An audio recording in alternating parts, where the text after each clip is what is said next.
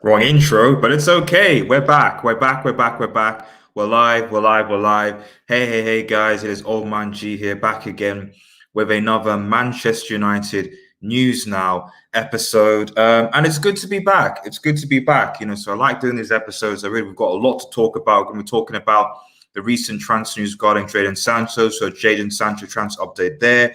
We're going to talk about Idrissa Gueye. We're going to talk about Alexis Sanchez, Chris Smalling, LASK, Copenhagen, and more. So really thank you. Remember, if you're new to the channel, if you're just listening, remember to please like, share, and subscribe to Red Devil Studio. Follow us on Twitter, United X, and smash that notification button for latest Manchester United news. So let's just get straight into it, guys, shall we? Jadon Sancho transfer update. Jadon Sancho transfer update. It's been quite a difficult week. If you're a Manchester United fan, to be quite honest, it's been a very, very difficult week. There's a lot of reports that Jadon Sancho was obviously going to be coming to Manchester United by the end of this week, even. Deal done, etc., and also reported as such. Unfortunately, we've still yet to hear anything. And I'm just going to quickly show you this. This is from Sky, and this kind of essentially summarizes what I would say everything regarding just this whole debacle, to be honest. So I'm just going to show this article here. It's the Transfer Talk podcast show, and stars Gab Marcotti, and they basically summarize everything that's happened this week. And if we just sort of go on here, Manchester United's pursuit of Jadon Sancho appears to have hit a snag. Obviously, the club made a stand up for Borussia Dortmund, who value the player at 108 million. So what happens next? Just fast forward here. Dortmund think he is worth 120 million, while United believe it would be irresponsible to spend that much money on one player in the current economic climate. Of course, absolutely. Of course. Oh, shout out to Footy Live, by the way, and Telbo. Thank you so much for joining the stream. It's turning into one of those who will blink first situations, Sheaf told Sky Sports. Last week, there was what was described to me as increased confidence that a deal could get done. Personal terms are close to being agreed in principle. United wanted Sanchez, and Sanchez wants to go to Man United, and appears to be willing to more parties to get the deal done. That's a straightforward bit, obviously. But we have a game of poker because United won't be held to ransom. Where we heard that before, they feel Dortmund's asking price on is too high in terms of euros. That's about £109, which I actually agree with.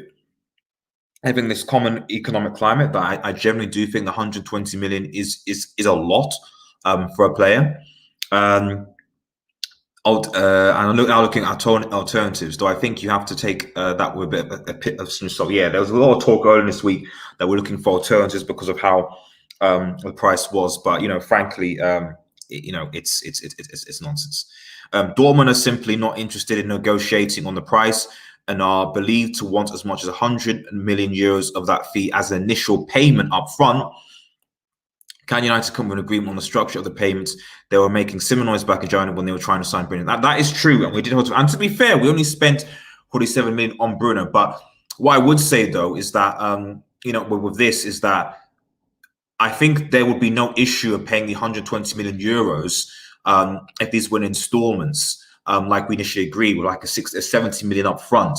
But the fact that 100 million euros up front is what they want, I think is a bit testing. I think it's very, very testing.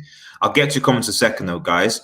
Dortmund appear to be using the same tactic as when they sold Ousmane Dembélé to Barcelona in 2018. They ended up taking less up front and making up the fee they wanted in achievable add-ons, It does appear that there's a deal still to be done, but one note of caution: if nobody blinks, United think they could leave a year, you've suddenly invited other clubs to come to the table. It appears to be a one-horse race at the moment, which is why United are saying, why should we pay this much right now? The noises I was getting from Sanchez was that if he doesn't get sold in the summer, he won't be signing a contract with Dortmund. That's an added dimension in terms of how this situation plays out. At the end of the day, Dortmund obviously confident on getting the deal on their own terms. So what happened if Dortmund say, we think he's worth this, let's wait a season when everyone will have more money and the situation hopefully closer to normal and deal with it then. Dortmund have spent well on Jude Bellingham. When it comes to attacking wingers, they have slew of them. Sancho's contract will also have a year less on his next summer, so he's going to be worth less money. It would be a gamble. Could they extend his contract with a high buyout clause? I don't get the sense Dortmund are putting pressure into selling right now. If a comment they could hold on for terms that are favourable to them, I think United are probably playing this correctly too by not being bullied into it. So that's the big slew basically. So I'll get out of that because that's a lot. But in simple terms, Dortmund aren't going to be bullied. Dortmund are being bullied. And United are going to have to find a way to basically get this deal done, whether by hook or by crook, because they will want 120 million pounds, and they want a substantial amount of that upfront, and we need to be able to give it to them. Just quickly, to comments. Telber, shout out to you, man. What's your feeling after round of 16 of Champions League? Well, it's not over yet, technically. we will be doing something on the Red Devils of July podcast, because obviously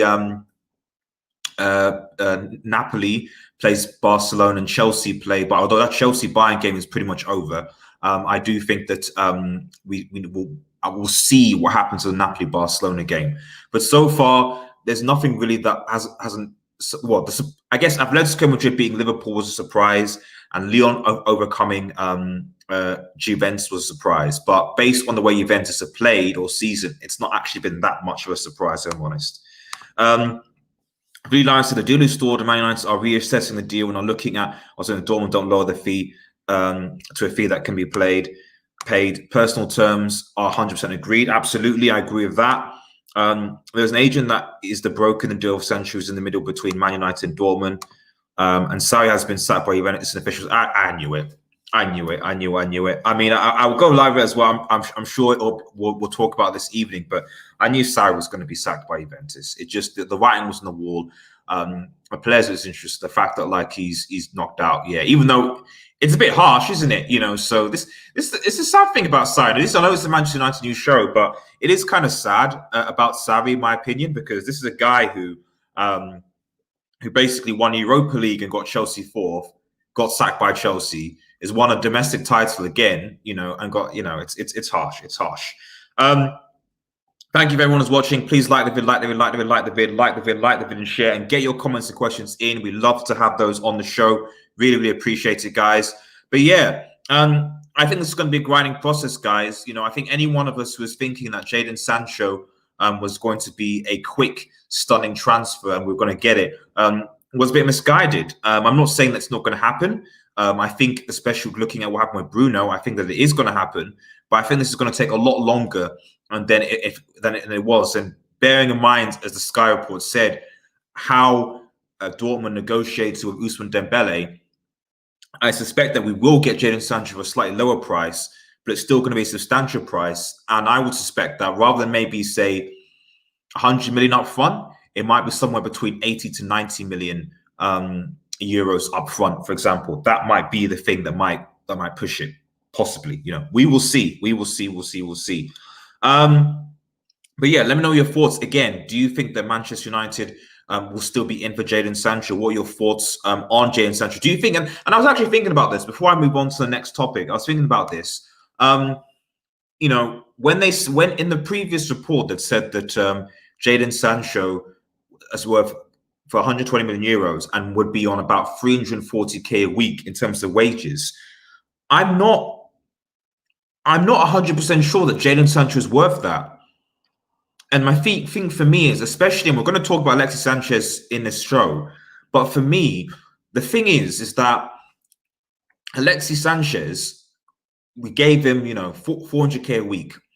And we know that amount of money brought the dressing room under unrest. It really did put the dressing room under unrest. It did the same thing with De Gea, in my opinion. I think it has.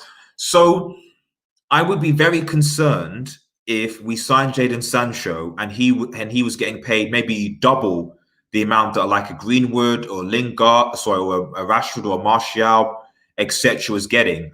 I just think that, you know, it's dangerous. It's dangerous to pay. I'm not saying that. Is he worth 120 million? In my personal opinion, he's not. Not in this market, he's not. He's not. I don't think he's even worth 100 million. And that's pounds. I think, you know, 70, 80, if I'm perfectly honest, at a maximum. Definitely not worth 340k a week in wages. And that is my only concern with this whole deal, is that I'm not saying Jadon Sancho is going to be successful, but if he isn't, he's going to be a very expensive flop if that was to happen. And we can't afford that. You know, we generally can't afford that. Jadon Sancho is happy to stay at Dortmund if an agreement is not met, but he is happy to move with Dortmund, find the right price. That's news from sources. That's of course. I don't think Jadon Sancho doesn't look like he's not giving me the impression that he's going to force for a move for Dortmund. He wants to leave. He wants to come to Manchester United, but I don't think he's going to be like a Van Dijk, or some other players where they just up and up just refuse to play for the club. That's not what you're going to do. Ed Lalas, keep up the content. Hello from Sydney. Thank you so much. Thank you so much for the appreciation. I really, really do appreciate it. You don't know how much this encouragement actually means from you guys. I really, really do appreciate it because YouTube is a tough. It's tough. But we all got to support each other. So I do really appreciate your comments, guys. I really, really do. Thank you for tuning in. Right, let's move away from Jadon Sancho because I spoke for about 10 minutes. I've got so much to talk about actually. United versus LASK. Now I didn't do a post-match reaction regarding LASK. I didn't do a post-match reaction at all. Like it was just let me see if I can get that. Where is it? I can't find it. Where's my Lingard picture? I wanted to get my Lingard picture up. I can't seem to find it anywhere. Copenhagen. That's fine. Don't worry about it. I don't know where it is anyway. It's fine. Anyway, keep it simple because I don't want to spend too much on this. We weren't great. We weren't great against LASK. We weren't great against LASK at all. It wasn't a great game to watch. However, I do think that there was a big overreaction to it. I think I saw a lot of videos, and I'm in a minority here, but I saw a lot of videos coming out of, we don't have enough depth, we don't have a nice squad, it's not good enough, the drop off, blah, blah, blah, blah. And I was like, I get that, but a lot of this same team were in the same team that put 5 past LASK. So, it's a bit kind of, if the starting 11 had played against LASK in the previous away leg fixture, and then played here, we wouldn't be saying there's not enough depth. We'd be saying they didn't really need to do anything. So I just think it's a bit harsh that people sort of saying, at the end of the day, they were 5-0 up. And I still think that obviously being the 5-0, psychologically, you're not gonna go. People can say, play into the plans of the rest of the league. Nah, come on. When you're 5-0 or something like that, you don't really have to do that. I'm sorry. So I do think the reaction was a bit harsh. The only thing I would say is that I would start Romero and Gueye. Before I move on, I would definitely, without a shadow of a doubt, start Eric Gueye and Romero. Do not, please, if Solskjaer is watching this, do not, under any circumstances, drop Romero. Okay? Don't. Okay, he's won a Europa League already. Don't drop Romero, please, please, please, please, please. And personally, for me, I would start Eric Gueye, whether that's with Lindelof or whether that's Lindelof and Gueye, I don't know. I'm still shocked that Maguire has played all this time. Like, I don't really understand why he won't rest Harry Maguire. Like, he literally plays every single game. And I don't know whether that's because he's the captain or whether that's a clause in his contract or whether that's Solskjaer. I've got no idea. But I wouldn't be surprised if Harry Maguire plays. And if Harry Maguire plays, then for me, you should play Eric Gueye alongside him and not Victor Lindelof because we need that pace. And I still rate Eric Gueye. So that's my personal opinion. Quickly going through some of these contents. Edalas, sooner or later, I think they'll still be done. Problem being, it will affect our other targets as long this runs out. I agree with that. I think that, well, to be honest, the big thing for me, is that if we fork out paying this amount of money, will we actually sign anyone else? There is one player in particular that I'm going to come on in a second, but I don't know. I really don't know. If United sign Sancho this summer, they will look as backup talks other positions. That will make sense. We do obviously need to improve our squad depth. But frankly, I know people, for example, want Jack Grealish to come to Manchester United. But I'm sorry, but I don't think it's reasonable to pay 80 million for a player that's going to be on the bench. You know, we can't afford that. You spent 200 million pounds already, you know, or euros or whatever. It's just not feasible. So if we're going to get backups, we're going to have to find cheap, affordable backups, and soon. Shout out to Rasmus A. Shout out to Rasmus. He's a member of this wonderful channel. If you do want to be a member, please click the join button. You'll get plenty of good emojis, membership only videos, live streams, Q&As, etc. A lot of good content, discounts on some future merchandise as well. So please, if you want to support the channel, please become a member today. I really, really appreciate it. So shout out to Rasmus A, our Red Devil Studio member. We need to sign Ed is rubbish. I would agree with that. Sarri's rubbish manager. I think that's a bit harsh. I don't blame Sarri completely. I mean, you look at the Juventus squad, to be honest, and to be honest, it's not great. Higuain, you know, people were hoping Ronaldo were going to do something. Higuain was playing. What does Higuain do? You know, Bentancur. What does Higuain, Pjanic? What do these players do? You know what I mean? It just doesn't make sense. Romero's target for Leeds this summer, and Bielsa has put him at the top of his list of targets for Leeds. You know, that's concerning. I'd be very concerned if Romero went, because I wouldn't trust Lee Grant as a backup, and I don't currently trust De Gea really, and I'm not sure what's going on with the contract with Dean Henderson. So we'll see. Right, let us quickly move on though, and it's an interesting one. Idrissa Gueye to Manchester United. Now, I really want to cover this because I have actually been a really, really big fan of Idrissa Gueye. Now, here's the article here. It's actually coming from a French website, Lee 10 Sport, French website, exclusive. Idrissa Gueye to Manchester United. Now, he's obviously will be a central defensive midfielder in that role. And it's basically said, and this is English translation because it's a French website, according to information, PSG would like to separate from Idrissa Gueye during the transfer window. His departure would be prepared for, Bob more. The future of Idrissa Gueye at PSG is coming week to week with the Parisian general staff when they think about leaving the Senegalese midfield just after his arrival. According to information, Lardo's in the process of completing the sale of the former Everton player. Departure could take place after the Champions League. As revealed by Sport, Manchester United recently came to basically, this is a Google Translate, it's bad, but to attention, and then also Wolves are interested as well to sign. They signed for £30 million. I suspect, given the COVID, they might take a loss in it because they are oil barons. So we could possibly get, Idrissa Gueye for as low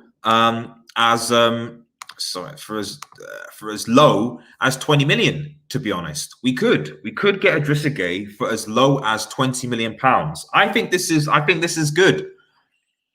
I genuinely think this is good. I think this is good. I think this is a good. For me, I rated Idrissa Gueye at Everton, and if I was Manchester United, if we could barter, I know they spent 30 million. If we could barter Idrissa Gueye for 20 million, I mean, let me know in the comments, guys. Would you take him? Would you take Idrissa Gueye at Manchester United for 20 million? Because to me, I think Idrissa Gueye he's in his mid-20s. I think he's certainly nowhere near as old as Matic. To have that player as a backup, these are the types of deals that Manchester United, really, really, really need to sign. These deals, okay? Because we could barter 20 million, 25 max for Idrissa Gueye, and suddenly we've got, in my opinion, a very competent CDM that can come in and play for Manchester United. So I really, really, these are small things, but I don't know. I don't know whether it's recruiting, I don't know what staff, I don't know what's. I can see United not doing this, but much like for me, Partey at Atletico Madrid is a steal for 40 million. Idrissa Gueye is a massive steal for 20 million. So Manchester United need to get this done. Will they get it done? It's highly unlikely, but if they wanted to strengthen upper positions, and for me, CDM after the right wing, which is Jadon Sancho, central defensive midfielder is the next position that needs to be strengthened. Absolutely, without a shadow of a doubt. Then you can probably go into another centre back. Then you could probably go into possibly another striker.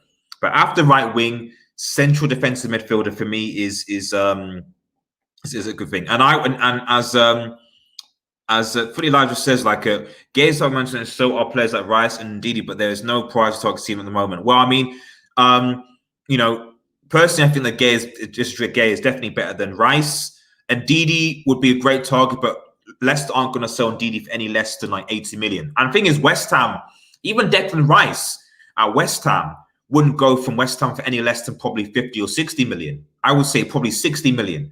You know, so the fact that you have Idrissa Gueye, who could probably go for as less as 20, 25 million, you go for Idrissa Gueye. I'm sorry, you go for him. You go for him.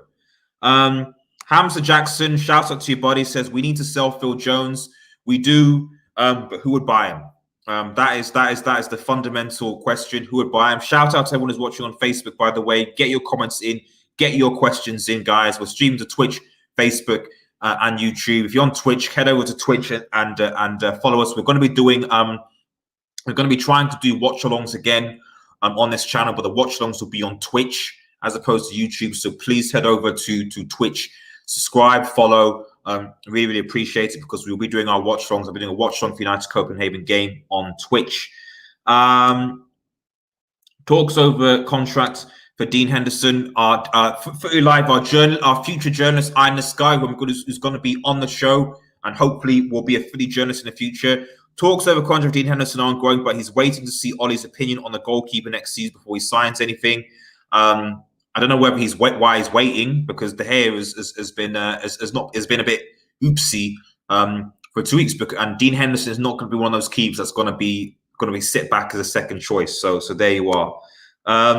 Ed Lala says agreed. Regarding Idrissa's quality, I also think he is a better option to start the match. I agree with that. I actually agree with that completely. I agree he's a much better option to start the match. Absolutely. And for that fee, you know, a part of me thinks, you know, if we were to get Sancho and we were to get Idrissa Gueye, you know, and then possibly, you know, if this Gabriel character, but I think Arsenal linked to him, but another centre back, or if Gueye was somehow to just remain fit for a season, then possibly. You think of a team that could possibly challenge, you know, could possibly another CDM and the right winger, possibly challenge, you know, I'm just saying, you know, so, but we definitely need a right winger and a younger centre back, you know, so we're going to go down that line.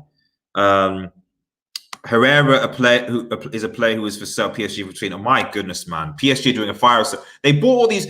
This is. I'm gonna move on. You know, so in a second. But just an instant thing of PSG. This is what happens when you have a team that was bought by Euler, and that's why I think this whole FFP thing is ridiculous. Because you have teams like City and PSG that can buy players for 30, 40 million every other season, and then sell them at a loss. They bought Idrissa Gueye, they bought Herrera, and now they're like, yeah, we need to get rid of them. And the thing is, they're not going to sell them for a profit. So they'll just sell them for a loss. It's just like, it's just not fair because most teams just can't do that. You know, they just can't do that. You know, I just think that's just unfair. Right, moving on here. Alexis Sanchez speaks out. Now, Alexis Sanchez. Alexis Sanchez is now longer, by the grace of God, he's now no longer a Manchester United player. He's not, and I'm happy that he's gone because he's been under 2 managers. He hasn't performed, and quite frankly, what did he do really at Manchester United? He didn't really do that much. He really didn't do that much. So I'm happy that he's gone. I wish him all the best. But frankly, his wages were obviously a dressing room disruption. So suddenly we don't have that player at the club anymore. Basically getting paid 400k a week to be on the bench. Apparently, Alexis Sanchez has spoken out or thrown some shade at Manchester United. You know, so here's what it is. This is basically Alexis Sanchez's statements. Alexis Sanchez expresses delight leaving Manchester United signed for Inter Milan. He says Sanchez joined United from Arsenal in 2020, but struggled at Old Trafford and joined Inter on loan last summer. And fair play to him, the Serie A is slower, so it suits them. And to be honest, after Juventus got knocked out by Lyon, you do have to question how good Serie A is really. You know, let me know in the comments, guys, how good is Serie A really? Because if the best team in Serie A, got knocked out by the 7th best team in Ligue 1, you got to start asking questions about how good Serie A is really.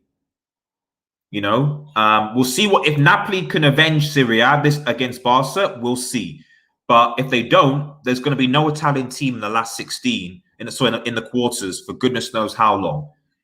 You know, maybe we've got to rate the French league a bit more. You know, we will see. We will see. Sanchez joins Manchester United. Blah, blah. I'm really happy to be staying here with you Inter fans. Sanchez told Inter social media channels, I found a family here and the staff are great. Okay. It's a group where there's a real desire to win something big. Win what exactly? Juventus are going to win the title again next season, so I'm not sure what you're talking about, Alexi. People here want to fight together as a team to give the club the success it deserves. I'm hungry and I want to win. My goal is to make all our fans happy. I'm here to win and I'm happy that I'm staying here at Inter Milan. And fair play to him. And fair play to him. And I hope things do go well for the guy. I do. I don't have any animosity against him at all. But at the end of the day, he was a flop at Manchester United. He was getting paid far, far too much money to basically just be a bench warmer. And frankly, Mason Greenwood, even Odin Ogala contributed much more in their short term this season than Alexis Sanchez has. Absolutely, absolutely. Just reading some of your comments.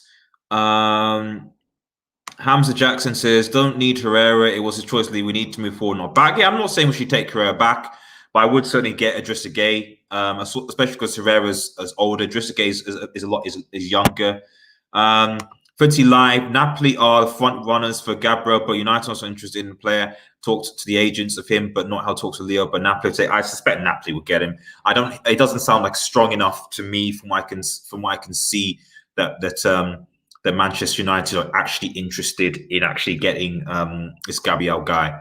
Unfortunately, Sancho seems to be. Unfortunately, Manchester United are terrible at trying to do multiple deals at once. This is something that we've known for quite some time. We are very, very bad at it. It's quite frustrating, but it is what it is.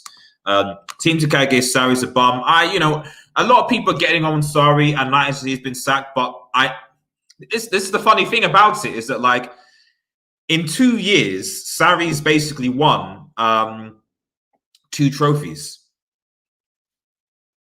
You know, Sarri took Chelsea to 3rd and won the Europa League.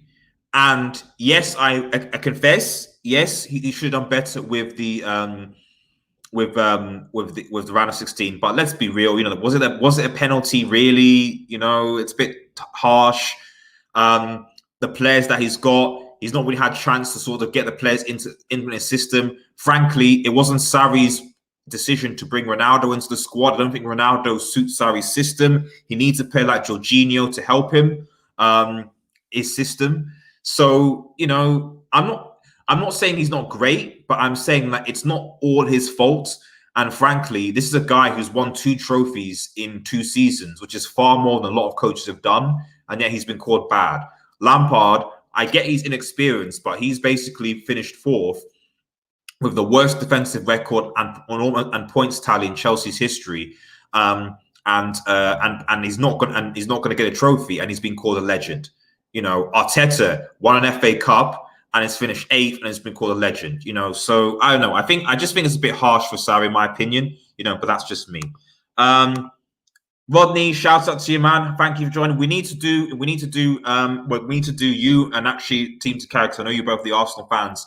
We need to come on and do a big we're going to be doing a season preview later on at the end of August. I want to get as many guys onto the stream as possible to really do what they expect from their teams later down the line. So we're going to be doing that. That's going to be really, really, really good. So stay tuned for that. But also just a general, your expectations of Arsenal, like I did with the Spursy podcast, guys. So yeah, be good to have you on, buddy. Alexis Sanchez has taken a 250k pay cut to stay into. Of course, yeah, of course. He hated it. He absolutely hated it. Hamza Jackson says Serie A is a slow, rubbish league like French league. I mean, to be honest, at this point, if Napoli lose to Barcelona, I think Inter Milan are probably the only team left in European competition if Napoli go out. So the only sort of if Inter Milan were to win the Europa League, then okay, maybe you might have a bit of, confidence, but it's just bad. It's bad just how bad Serie is right now. 7th in League 1, beating first. Atrocious. You got a lot of comments coming in, but let me just quickly move on to the before I do my preview, penultimate news: Smalling and Roma. So before I get back to performance, for those obviously who are keeping track, Chris Smalling obviously is back at Manchester United now, and because unfortunately United and Roma couldn't reach an agreement. It's not really clear whether he's going to be a part of Manchester United's plans, quite frankly. Although personally, to me, I rate Smalling. Well, I'm going to say it. I rate Smalling based on the first season alone. I certainly would rate Smalling over Maguire. I'll say that out there. I do. Hopefully, Maguire improves, but to be honest, aside from being slightly better in the air, and even then, how many goals does Harry Maguire score with his clearance is fine, but how many goals he score with his head? Not that much. I expected more headed goals from Harry Maguire, to be honest, and it's not because he hasn't had opportunities. But for me, Smalling doesn't get the respect he deserves because for so many years, he was playing alongside Phil Jones. So many years, and so he was seen to be bad. But the reality is that, as you saw yesterday with Varane, with Ramos not being there, I mean, you just look at Varane yesterday, man. Varane without Ramos, as I tweeted out yesterday, is essentially B-Tech Chris Smalling. Worse than B-Tech Chris Smalling. A-Tech, C-Tech Chris Smalling. That's how bad Varane is without Ramos. So sometimes it is important who you're playing with. And for me, Smalling with a Gueye, for me, our best centre-back partnership, for me, is actually Chris Smalling and Eric Gueye, with Lindelof being as a third, potentially, possibly Lindelof and Gueye. But I feel we still have use of Smalling. But Roma, according to the site Calcometro, which is Italian news site, Roma are going to be coming back to barter for Chris Smalling because, he has basically had he had a huge impact to Roma, and partly because Serie outfit have new owners, because the American billionaire James Pratt has actually offloaded the club for 53 million. So they've got new owners, and I think that these new owners are basically just interested in trying to go in for Chris Smalling again.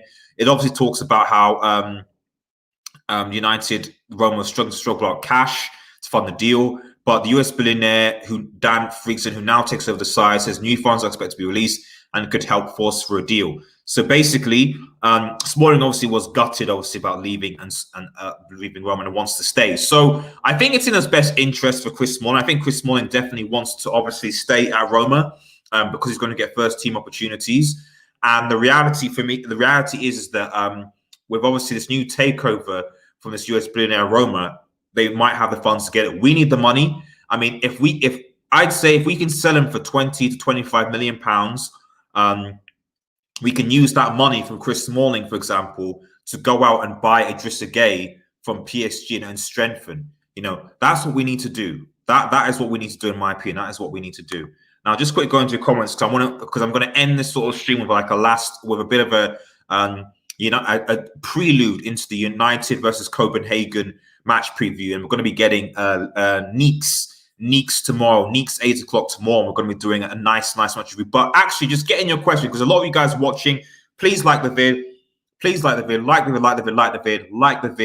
vid, and subscribe if you're new to Red Devil Studio. I do love doing these Manchester United news shows at 1 p.m. on Saturday, and they're really good to just recap all the news over the week. Get your questions in before we wrap up. Or if there's any sort of news that I need to cover, let me know. So let me just quickly go for some of your comments. Rodney says, I've always said League One is too disrespected. Much better to put time in France. But that is true. That's true. I know you have mentioned that in previous shows, and it's showing. And frankly, I don't think Serie even have an excuse because they started earlier. Lyon, I don't think have played a professional game for months, and the fact that they were to come back from that is incredible. So I expect, therefore, PSG to beat Atalanta comfortably. If they don't, I mean, the only thing I would say is if PSG lose to Atalanta, then you have to induct Ligue 1 as well. They shouldn't, but if they do, then you have to induct Ligue 1. You have to. You have to. Smiley Flame says, a lot of top players in the world come from the French league. It's underrated. Yeah, exactly. It is. The reason why the French league is what it is because of the lack of competition. That's it. It's the fact that PSG have basically been winning title after title. If you suddenly had, if there was like and PSG don't have like a rival, like there's not really a team, like even the Bundesliga, you know, I know Dortmund are far from Bayern, but you could say at least Dortmund are sort of Bayern's rival-ish. You know, we expect Dortmund to try and challenge, whereas PSG don't have that. Liga doesn't have that. You know, the Liga has that with Real Madrid and Barca, throwing Atletico Madrid. Obviously, the Premier League has that. You know, Liga just, if there was just another big team in that league, you know, to challenge PSG or to push them, then I think you'd see more people watching Ligue 1. Definitely, definitely. Alexis will get injured again, 100%. He probably will, actually. He was injured for a lot of this season as well. For real, yeah. Okay, I see it, we addressed that. Napoli are waiting to see if Koulibaly is bought for 90 million euros, but no club is going to pay that fee of the fanship. Yeah, no. Koulibaly is going to be staying at Napoli. I have no doubt about that. Watch this space. Koulibaly is probably going to be staying at Napoli. It's just he will. He won against a bum in Emery and then won a trophy in a bum league that Juve have been dominating for years. Sargent's overrated, even if he is a good coach. Yeah, I mean, I don't disagree with that completely, but I'm just saying that, like, I think that Sarri's hands were forced. I mean, this is a guy who's basically only had one transfer window in both of the seasons that he's had. I always feel that you should give your manager time to actually build the squad they want. So at the end of the day, with Chelsea, he only had one transfer window, and he achieved what he achieved with Chelsea, and Juventus likewise. And I don't think that that Cristiano Ronaldo would have been a Sarri signing personally. I don't think he fits into a system. But we'll see what happens. I'd certainly like to see Sarri back in the Premier League. It maybe possibly he might take the Everton job. I don't know. But at the end of the day, it's trophies that you remember, and he still won Juventus a trophy, and he still won Chelsea a trophy, and got them into top four. Something that Lampard just about did, frankly. You know, so there you go. Somali Frame says Idrissa Gueye is top quality, and I should go for him or to parts that would upgrade your team. It would. I agree. The unfortunate thing is that we need money, and that's why I think that I'm really passionate that United sell Smalling to Roma, because I think the money from that we could then use to actually buy.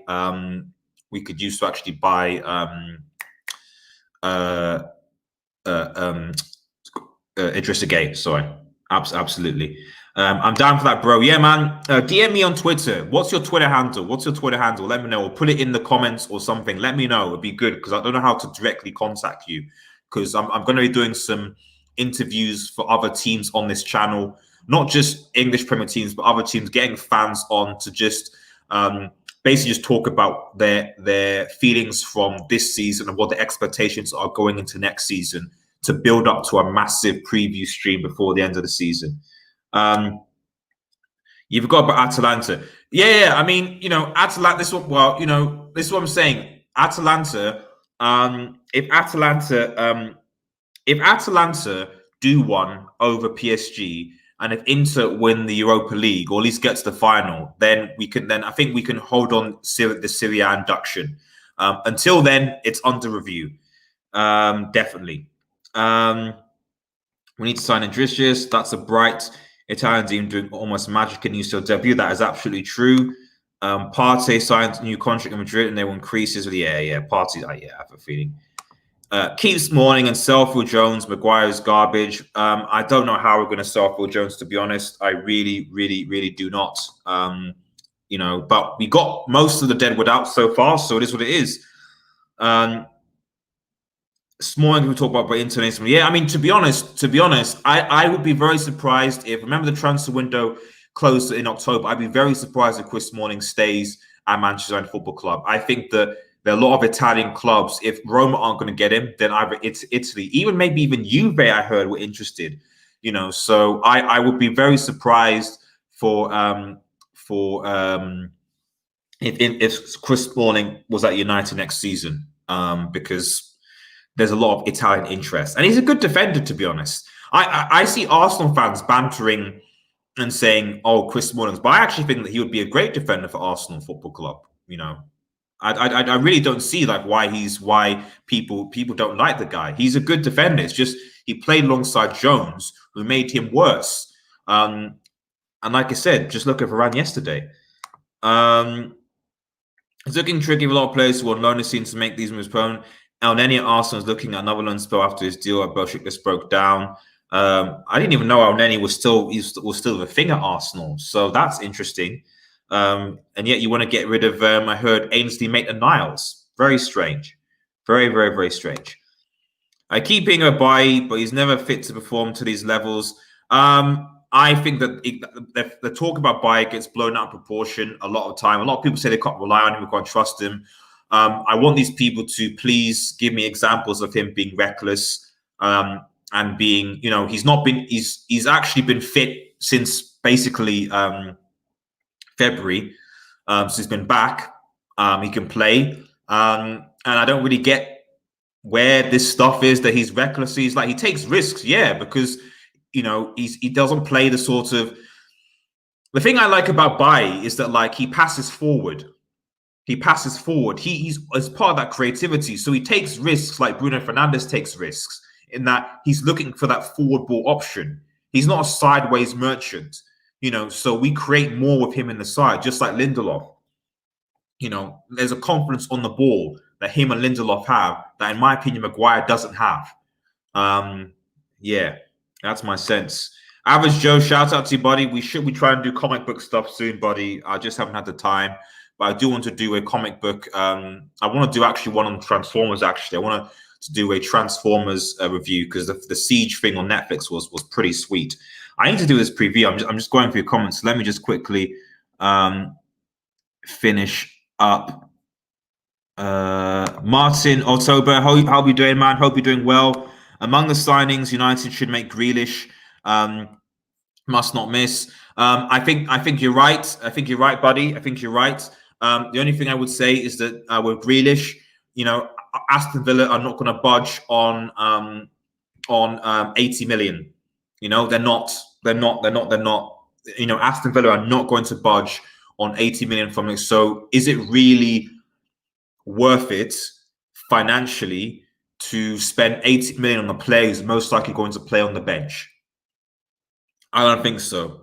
I think that we could get, for example, a Donny van de Beek for 40 million, and that would be worth it.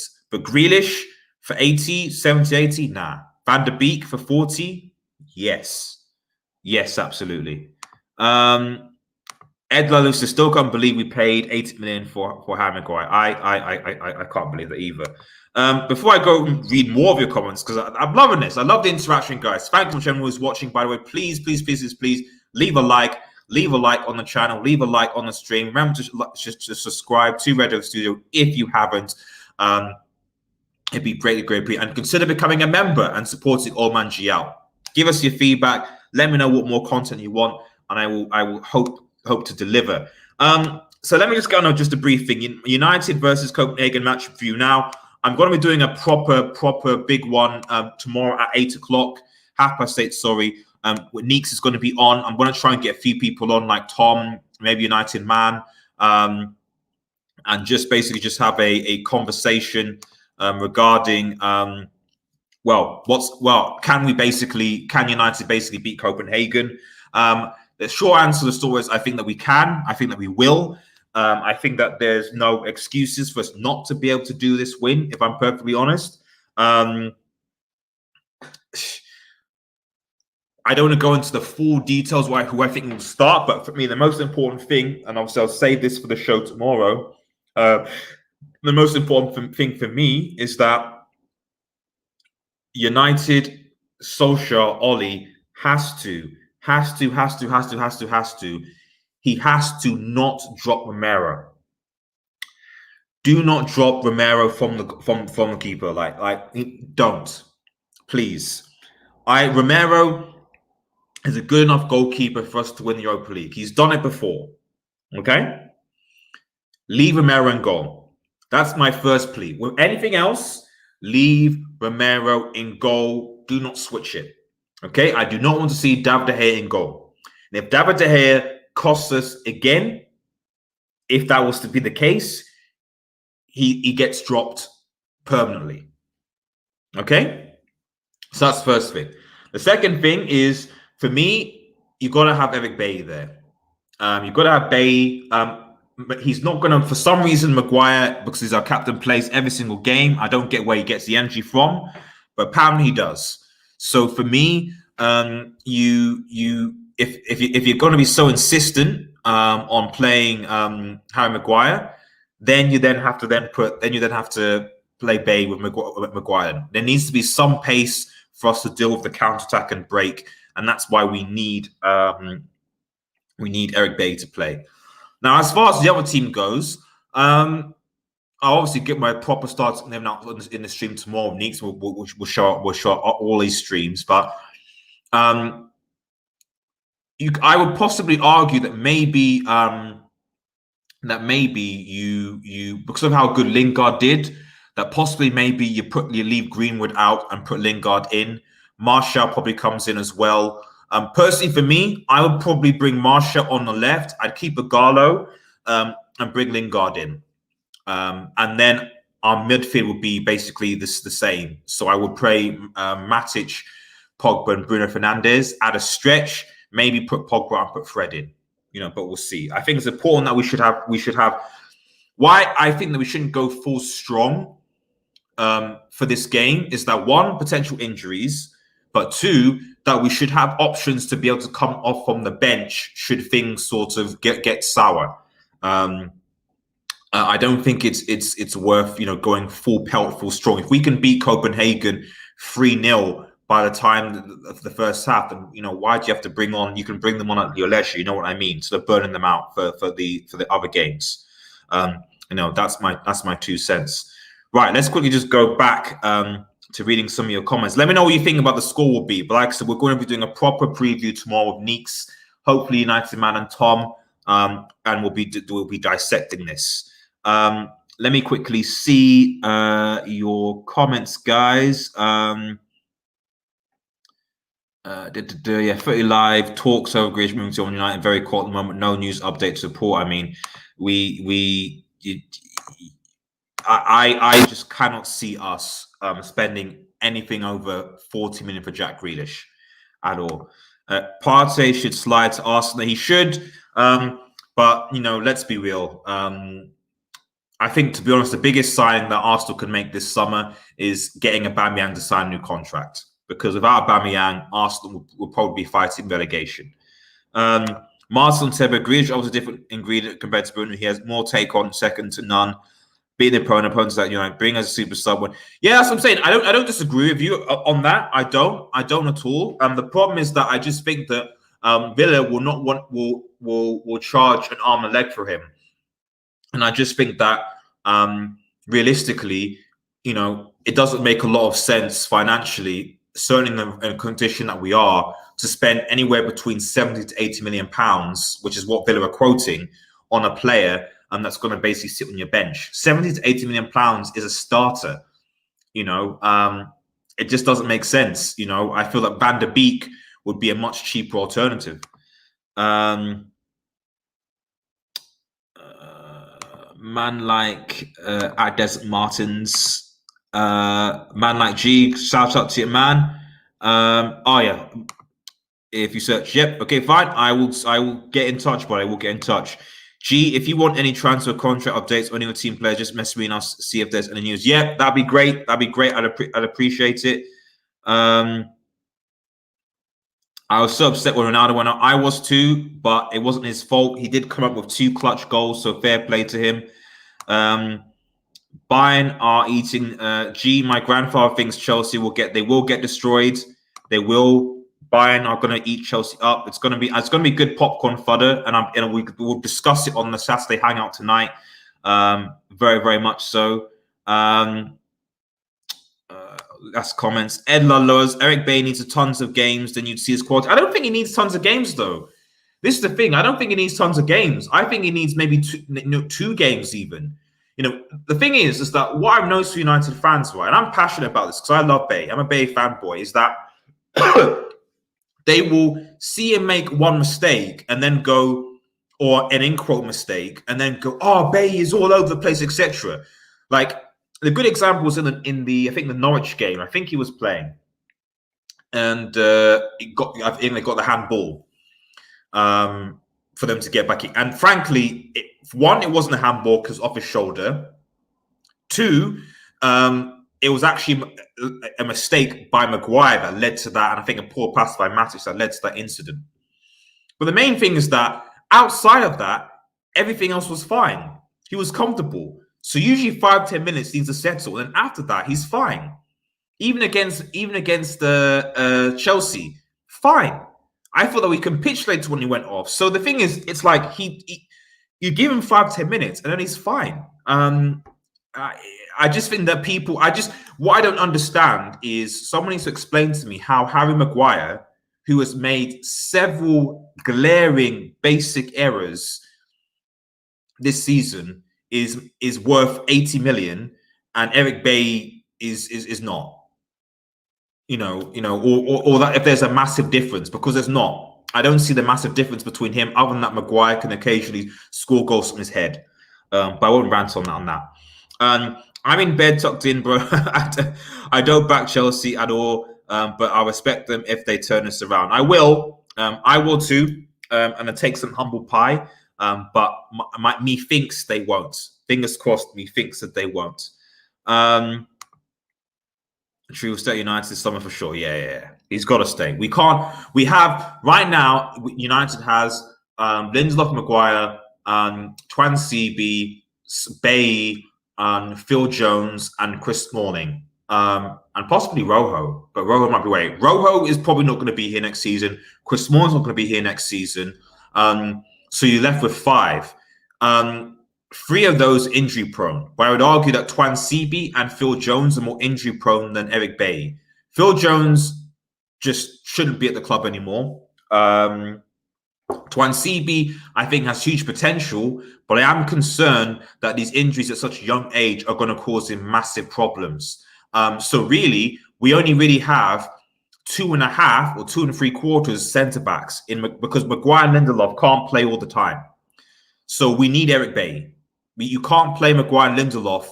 Solskjaer cannot in every competition next season play Maguire and Lindelof all the time. It's not possible. He can't. So we need Eric Bailly. Is a short answer to that. We need him. I'll give you movie suggestions. Oh, okay, fair enough. I'd have to go off from recent memory. That's because he wasn't really playing. He hasn't really played in the Premier League, really. I'd say he had a very good game against LASK. I don't know what people say, but both games against LASK, he's been playing. He played pretty much most of the games in the Europa League when he was fit. Had no problem. He played against Chelsea, and there was one game. I think did he play against Spurs? Possibly. I'm not entirely sure. Let's have a look. Maybe we don't watch the trailer. Let me know about that. Leicester are hoodwinking the league with those players. Honestly, I mean, Chilwell for 80 million. Yeah, I think that's a bit of a joke, to be honest. I think it is. I'm not sure how they can justify that. Romero obsession. It's not a Romero obsession, Unai Fanalmi. It's because he doesn't deserve to be dropped. You drop a player when they deserve to be dropped, and Romero doesn't deserve to be dropped. United, Samana Fame, shouts out as a Chelsea fan. Will United bring back D next season? Possibly. If Romero goes, then they've got no choice. I would say. But for me, he should go back on loan if Ole's going to have this De Gea obsession. I can't name a single Copenhagen, so I think you guys could win this with reserves. Honestly, Lingard will feast. We should. But As you should know, Rodney, you should never underestimate farmers, especially Greek ones. Pretty live. Sheffield Ironhorns on another loan deal. How they'll just, yeah, I agree with that. That's probably what's going to happen. I agree. I love reading your comments, by the way, guys. It's great. We're all going to wrap up in a second, though. Arsenal's main focus this summer is to get a Bam signed new contract and Arsenal sent him off that is ready to be signed. Yeah, I mean, this for me is Arsenal's main focus. I know it's not an Arsenal fan channel, but get a Aubameyang on a new contract and then focus on anything else. Because if Aubameyang leaves, Arsenal are done, irrespective of who they sign. You're not going to get any goals anywhere. Is there any hope I'll get Sancho on if he signs? Is there any hope of Sancho signing? Well.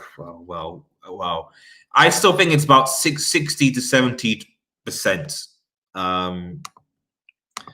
I said he needs a run of games, not tons. Yeah, sorry about that. I just reread that. Yeah, I agree with you. I think that it's just for some reason Ole doesn't trust him. I don't know why. I really don't know why. I don't know why. I don't get it. Hit that like button and sub. Yes, guys. Zane says we need Jadon Sancho signed quickly. I'm fed up of the Glazers dragging out the deal most transfer windows so we only end up signing on the third. I mean, yeah, but I do agree that 120 million is a bit too much. I really do agree. I think it is a bit too much. I genuinely think it is. Shout out to Tai Nyamu. Hi, hope you're doing, buddy. Hope you're doing well. Thank you for joining. If you're new, please like, subscribe to Red Devil Studio. We've covered a lot of news today. Thank you guys so much for everyone that was watching. I really appreciate everyone getting involved. We will be doing a match preview for the Copenhagen game at 8:30 p.m. tomorrow, UK time. We're also doing a watch along for the game on Twitch. So if you do want to follow us on Twitch at Red Devil Studio. The links are in the description. Follow me on Twitter, United X. I'll be posting a lot of stuff on there as well, guys. Thank you guys so much. It's been a great stream. Really appreciate it. Tina, I love it. Hashtag Ed out. I love hashtag Ed out. But guys, man, it's been great. It's been true. Thank you guys so much for watching. Stay tuned, stay chilled. Have a nice day, everybody. And cheers.